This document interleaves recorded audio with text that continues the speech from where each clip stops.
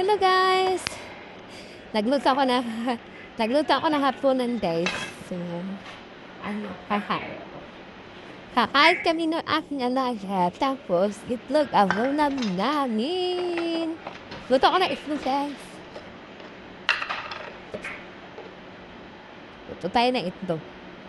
Ito yung papaulam ko sa aking mga alaga guys. Luto tayo kasi luto tayo ng itlog. Luto ako guys kasi paulam po sa aking alaga guys.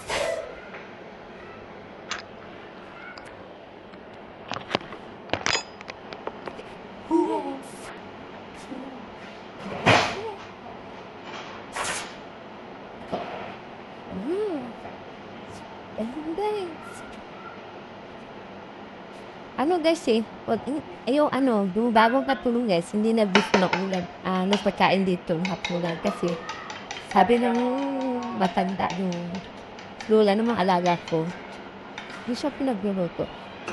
Tapos kaya yun, nagkanya-kanya kami ng luto dito guys, basta ako, ang dami kasing bata dito guys, ang daming bata. Ano yata, bata dito 12. Hindi. 7, 9 pala guys. 9 ang mga bata dito. 3 sa akin. 4 yung nandito. Plus 2. 7, 9. So 9 lahat na bata. Pero may mga kanya-kanyang yaya. So, yung yaya ng mga bata dun, ayaw magsikaso ng pagkain ng mga alaga niya. Siyempre kami bisita kami dito eh. Dati ko nito, siyempre walang pagkain din. Nagluto na lang ako pagkain pa sa mga alaga. Diba? Ayun, hindi sila natapos. Pero gagawin ko. Kailan pa ako paghihintay ako sa kanila kung kailan sila magluto. Diba? Anong oras na? Mag-alas 12 na ng gabi. Baka maya-maya, uwing na kami ng bahay. So, nagluto na ako ng pagkain. Kapunan namin. Diba? Kainipin mo alaga ko. Kakain naman yung mga alaga ko. Yung pagkain, kakain yun.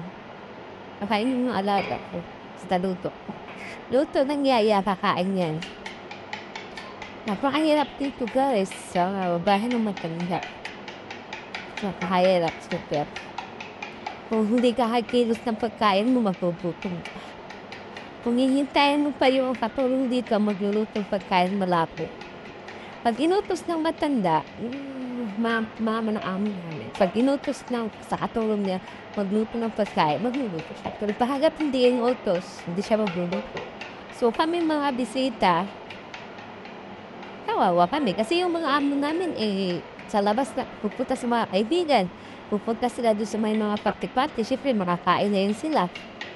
Kami, ako, yung mga alaga ko, kailan pa kami kakain? Hintayin pa ba namin? Hindi na. Kaya ang gumagawa na ako ng paraan.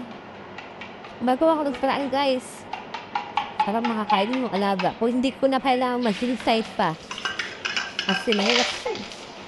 Sarap na. Di ba rin ang ako magutom, guys? Wag lang yung mga alaga ko.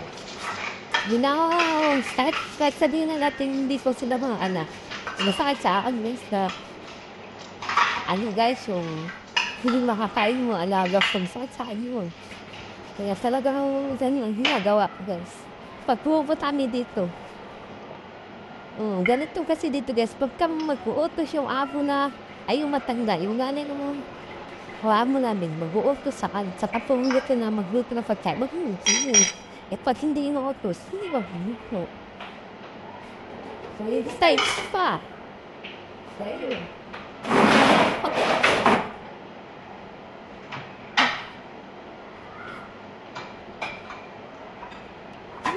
Kasi,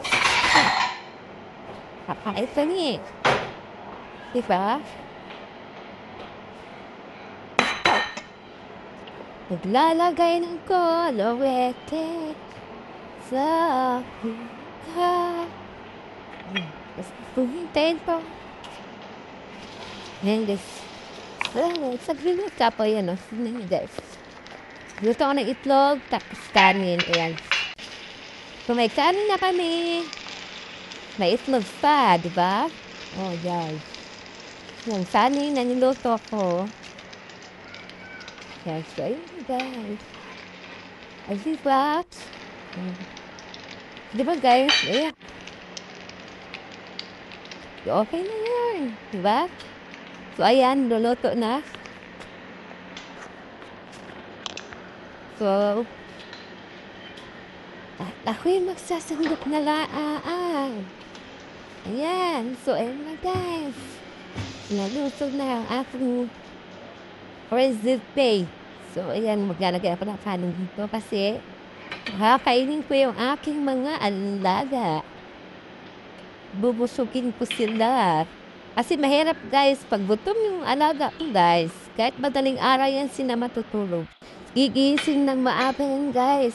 So, if papupuyat ako, gigising sila ng maaga kasi hihingi sila ng pagkain kasi gutom sila.